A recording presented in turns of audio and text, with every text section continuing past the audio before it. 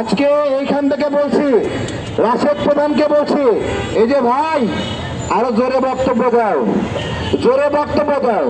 তারপর রাস্তার মধ্যে রিক্সাওয়ালারা মাথায় যখন টং করে ডগা মারবে তখন কিছু করো না, বলো না, আরো জোরে আওয়াজ তোলো, আরো জোরে বেগঞ্জেকে গালি দাও।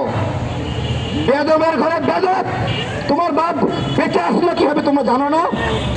জানো না? হ্যাঁ, দয়া ভিক্ষায় বেঁচে আসলো, তোমার তো জন্মই হতো না বেদব। তোর বাপ ফাঁসি থেকে মারলো বলে তোর জন্মই হইতো না। কি সাত খুনের মার্ডার না, ওর জন্ম হইতো ফাঁসি হইলে? হ্যাঁ, ভিক্ষায় পাওয়া জীবন, ভিক্ষায় পাওয়া জন্ম, আজকে সেই বিএনপির বিরুদ্ধে বিষেধাগার করছো তোমরা, তাই না?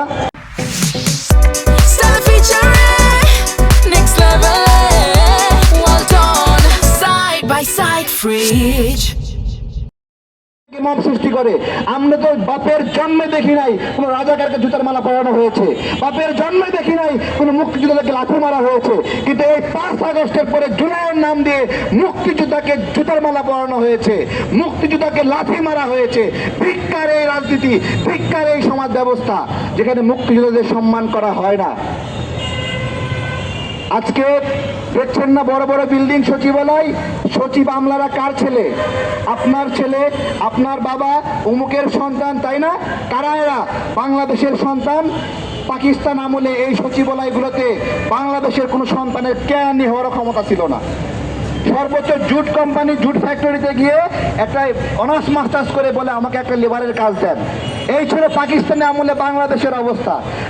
যাদের কাছে পাকিস্তান ভালো তারা তো ওই রকম চায়, তারা তো ওই রকম চায়।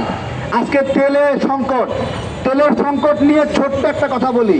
এর মধ্যে বসে আছে জামাতের অফিসাররা, ওই পেট্রো বাংলা তেল কোম্পানিগুলোতে জামাতের অফিসাররা বসে আছে, রেশনিং সঠিকভাবে করছে না।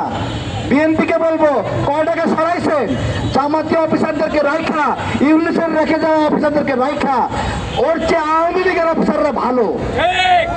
আপনি যদি, ওরা অন্তত আপনাদের বিপদে ফেলবে না এই মুহূর্তে, কিন্তু জামাতীয় অফিসার যেগুলো আছে জায়গায় জায়গায় তেল নিয়ে ষড়যন্ত্র করছে। আমরা দেখেছি না জামাত নেতার বাড়ির মধ্যে তেলের ট্যাঙ্কার দেখছি না আমরা? দেখছেন না আপনারা?